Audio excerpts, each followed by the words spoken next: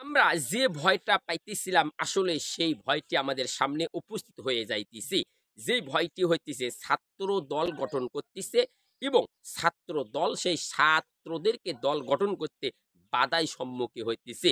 আমরা ইতিমধ্যে দেখতেছি বিভিন্ন জায়গাতে ছাত্র এবং ছাত্র দলের ভিতরে একটা দাঙ্গা লেগে যাইতেছে এবং তারা চাইতেছে যে কোনো অবস্থায় যেন ছাত্ররা রাজনীতিতে না আসতে পারে।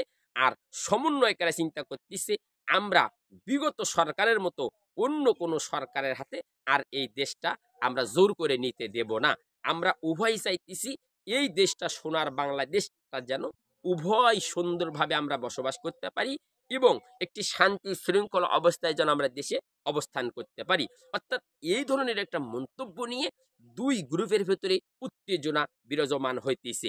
আমরা বাঙালি দেখতে চাই তাহলে আসলেই দেশকে নিয়ে যারা এখন এই অবস্থায় চলে যাইতেছে তার মানে আজকে সাধারণ জনগণ কোন দিকে যাবে? এই সাধারণ জনগণ কোন দিকে গেলে সাধারণ জনগণ মানুষের ভালো হবে?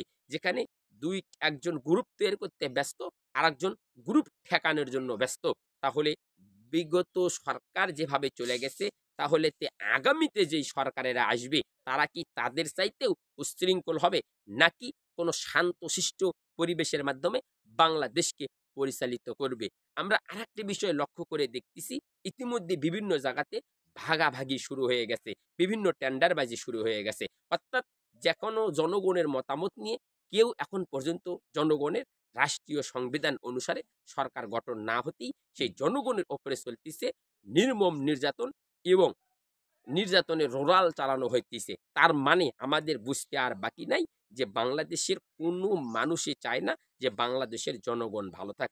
কারা জনগণের ভালো চায় এবং কারা জনগণের পক্ষে থাকতে চায় আমরা এই জিনিসটা দেখার জন্য করে আসি দেখব আগামী নির্বাচনে জনগণ কাকে ভোট দিয়ে সম্মানিত করে এবং কারা এই বাংলাদেশের গরিব দুঃখী মানুষের এই গরিবী দেশটার হাল শক্ত হাতে ধরে সামনে আগায় নিতে পারে। ইনশাল্লাহ ভালো থাকবেন, সুস্থ থাকবেন। আমরা দেখতে চাই আগামীর বাংলাদেশ কেমন হবে।